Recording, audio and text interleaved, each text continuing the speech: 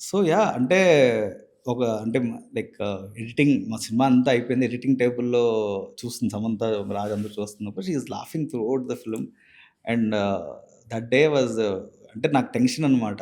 అంటే ఏంటి ఇప్పుడు ఫస్ట్ ప్రొడక్షన్ నాకిచ్చింది ఒక రెస్పాన్సిబిలిటీ. ఎంత రెస్పాన్సిబిలిటీ అది. ఆహా! సినిమా ఏదైనా వర్కౌట్ అవ్వకపోయినా ఇది షుడ్ నాట్ హావ్ ముందుకే రాదు. ఎందుకంటే she has that respect towards industry. Industry అంతా వెయిట్ చేస్తున్నారు. సమంత ఫస్ట్ ఎలా ఉంటది? ఎలా ఉంటది? హ్మ్.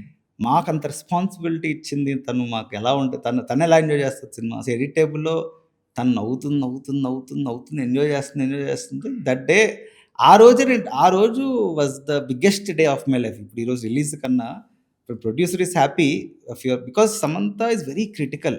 హ్మ్. తన సినిమా తను నచ్చుకోదు అంత ఈజీగా. ఓకే. ఈవెన్ చాలా చాలా అంటే మేము కూడా చాలా అందరూ మా టీమ్ అంతా చాలా అంటే అంత ఈజీగా నచ్చుకుంది సినిమా. అంటే ఎక్కడైనా వర్కౌట్ అవ్వదా? ఇది వర్కౌట్ అవ్వదా?